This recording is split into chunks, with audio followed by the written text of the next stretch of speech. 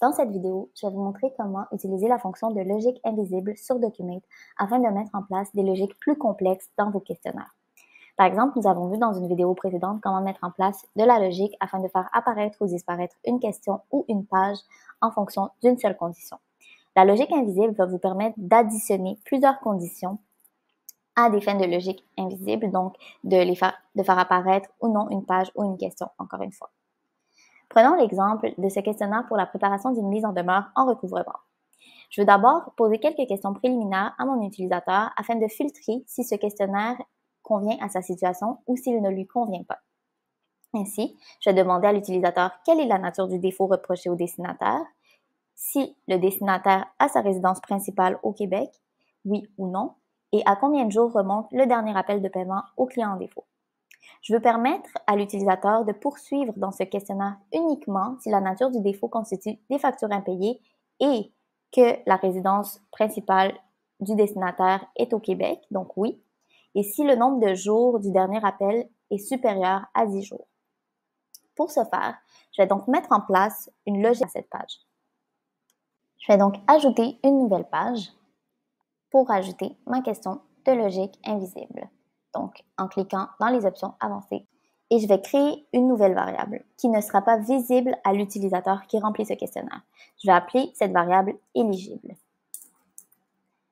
Je ne vais pas remplir le champ des options, je vais plutôt aller dans Ajouter une logique invisible et aller mettre en place les différentes conditions d'éligibilité à ce questionnaire. Donc, si la réponse de l'utilisateur à la question des défauts est facture impayée, je vais rajouter une deuxième condition et il est possible de mettre les conditions cumulatives ou alternatives avec l'option OR. Par contre, dans ce cas-ci, je veux des conditions cumulatives.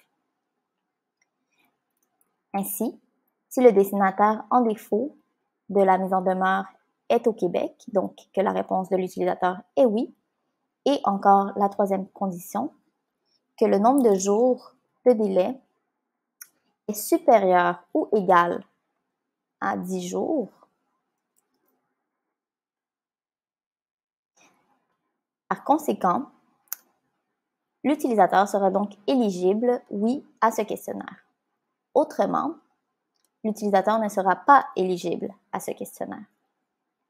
Il est possible de mettre en place d'autres types de conditions avec la fonction else if pour mettre différents cas de figure, pour mettre plusieurs scénarios, dans le cas où il y aurait plus de 2 scénarios possibles.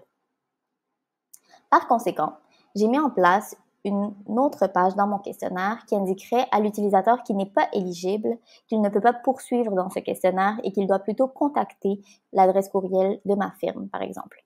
Pour ce faire, je vais mettre en place la condition de l'apparition de cette page. Je vais faire apparaître cette page uniquement si la variable éligible que nous venons de créer est non.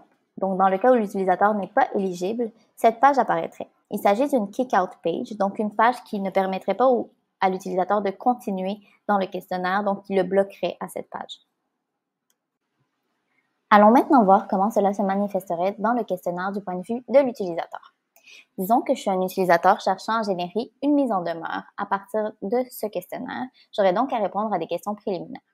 Tout d'abord, j'aurais à déterminer quelle est la nature du défaut que je reproche au destinataire de ma mise en demeure. Si par exemple il s'agit d'autres dommages humanitaires, je vais sélectionner cette option. Si mon client en défaut n'a pas sa résidence principale au Québec ou si le nombre de jours de mon dernier appel de paiement remonte à plus, par exemple, à moins de 10 jours, je vais cliquer sur Continuer. Et je tomberai donc sur une page qui me dirait qu'à la lumière de mes réponses, je ne peux pas générer une mise en demeure automatisée à partir du présent outil. Par contre, si je changeais mes réponses et que j'avais plutôt une mise en demeure pour une facture impayée, que mon client en défaut avait sa résidence principale au Québec et que mon dernier appel remonterait par exemple à 10 jours, je serai en mesure de continuer vers la suite du questionnaire.